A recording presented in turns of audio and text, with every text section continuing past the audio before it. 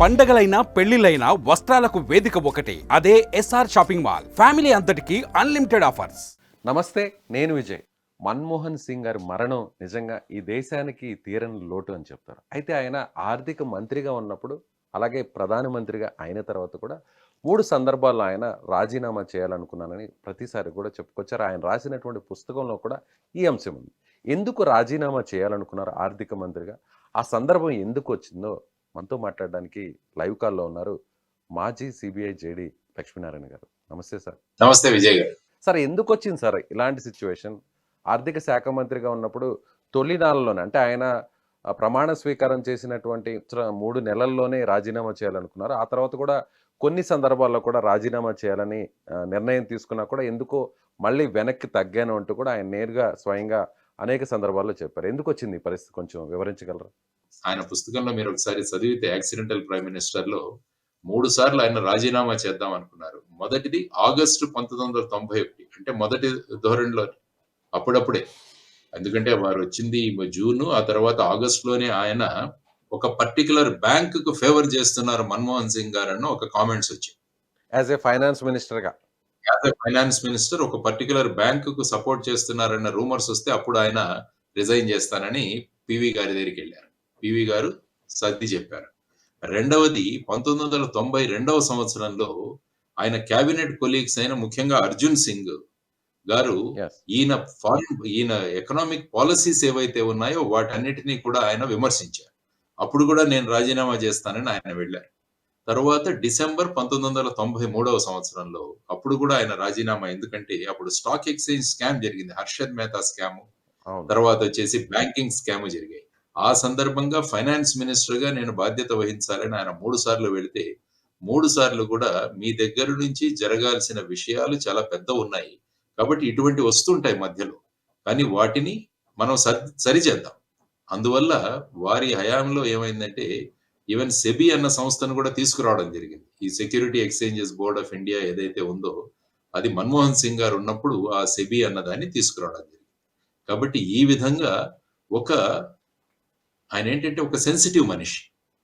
అంటే ఎవరైనా ఇప్పుడు చూడండి, ఎన్ని జరుగుతున్నా కూడా ఏమీ పట్టించుకోకుండా ప్రతిపక్షాన్ని తిట్టే ధోరణిలో ఉన్నాయి ప్రస్తుత రాజకీయం. ఎన్ని స్కామ్స్ జరుగుతున్నా, ఎన్ని ఆరోపణలు వస్తున్నా కూడా ఎక్కడ కూడా ఏం పట్టించుకోకుండా అలాగే రాజకీయాల్లో కంటిన్యూ అవుతున్నటువంటి నాయకులను చూసాం, వాళ్ళ వారసులను కూడా తీసుకొస్తున్నటువంటి నాయకులను చూసాం. సో వాటన్నిటికి కూడా మినహాయింపు ఒక మన్మోహన్ సింగ్ గారు అని చెప్పొచ్చు సార్.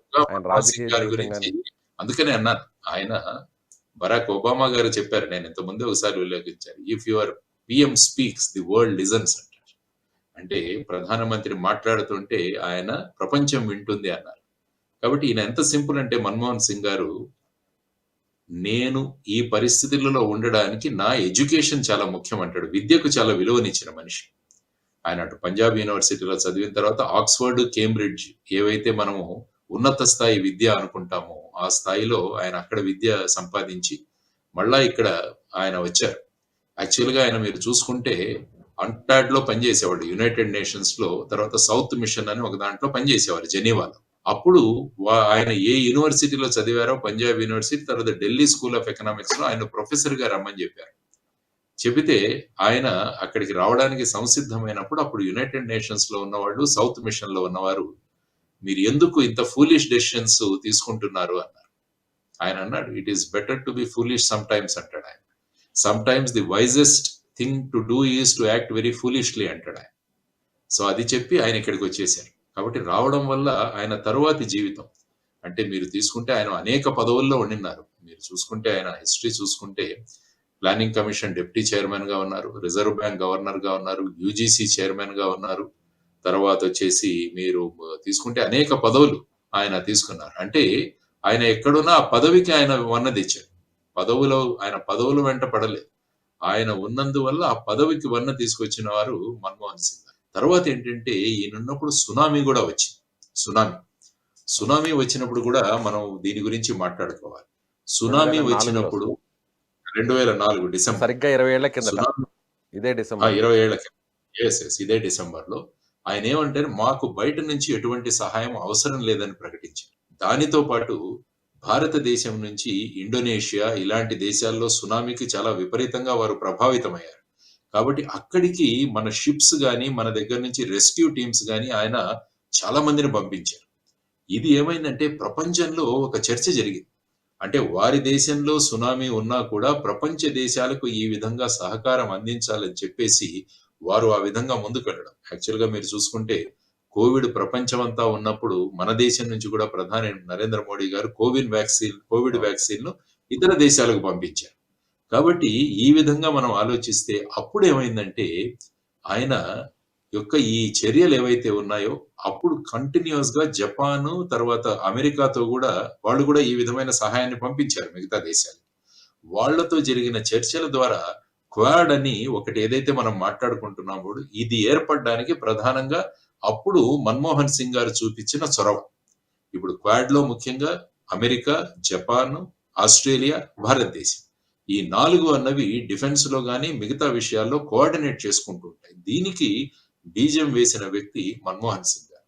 కాబట్టి అటు ఆర్థిక రంగంలో, తరువాతొచ్చేసి ప్రజలకు కావాల్సిన చట్టాలేవైతే ఉన్నాయో వాటిని చేస్తూ, అంతర్జాతీయ రంగంలో కూడా ఫారిన్ అఫైర్స్‌లో ఈ విధంగా ఫారిన్ ఎస్టాబ్లిష్‌మెంట్స్ ఇవన్నీ చేసుకుంటూ, ఇంకా 2 ముఖ్యమైన విషయాలు మనం చూడాల్సిన అంశాలు. ఆయనేమన్నారంటే ప్రధానమంత్రిగా ఉన్నప్పుడు నేను ప్రధాని వాజ్పేయి గారిని ఫాలో అయ్యానని చెప్పారు. ప్రధాని వాజ్పేయి గారిని ఫాలో అయ్యానని చెప్పారు. వేటిలో? ఈ న్యూక్లియర్ ఏదైతే అమెరికాతో చేసుకున్నామో, ఆ తర్వాత వచ్చేసి పాకిస్తాన్‌తో ఒక జాయింట్ స్టేట్మెంట్ సైన్ చేశారు వీరు. Joint statement. అంటే ఏదైతే వాజ్పేయి గారు మొదలుపెట్టారో, ఆయన యాక్చువల్‌గా వెళ్ళడం మన బస్సు ఒకటి ఏర్పాటు చేయడం అవును సార్. ముషర్రఫ్ అవును. అక్కడ ప్రెసిడెంట్‌గా ఉన్నప్పుడు.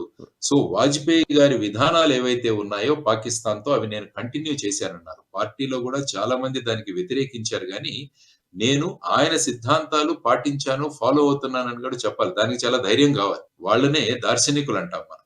అంటే విషనరీస్. విషనరీస్ ఎప్పుడూ కూడా పార్టీలు, పార్టీ ఆలోచనలు ఇవి కాకుండా దేశ హితవు కోసం ఏం చేయాలి? అంటే ఎవరైనా మన ముందున్న వాళ్ళు ఆ విధంగా చేస్తే వాళ్ళ పేర్లు ధైర్యంగా చెబుతూ మేము వారి విధానాలు వారు వేరే పార్టీకి చెందిన వాళ్ళైనా పర్వాలేదు. మేము చేశానని చెప్పే ధైర్యం కూడా కావాలి.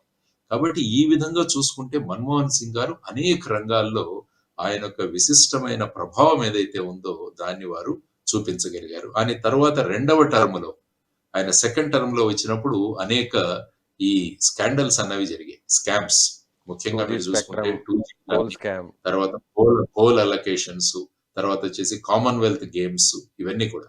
కానీ ఆయన ఎవరిని కూడా సేవ్ చేయాలన్న ఉద్దేశ్యం కాకుండా వాటన్నిటి మీద కూడా ఇన్వెస్టిగేషన్స్ ఆర్డర్ చేశారు. ఇన్వెస్టిగేషన్‌లు జరిగాయి. సో, ఆ విధంగా చేసుకుంటూ వచ్చి అందుకనే ఆయన 2014 సంవత్సరంలో జనవరిలో వెళ్ళిపోతూ అప్పుడు మీడియా అంతా గూడా మన్మోహన్ సింగ్ మీద చాలా క్రిటికల్‌గా ఉండేవారు. కాబట్టి ఇప్పుడు ఉన్నా గూడా చరిత్రలో నా గురించి మంచిగా మాట్లాడుకునే అవకాశం ఉంటుంది అని నేను భావిస్తున్నానని చెప్పి ఆయన ఫైనల్‌గా 2014లో ఆయన వెళ్ళిపోవడం జరిగింది.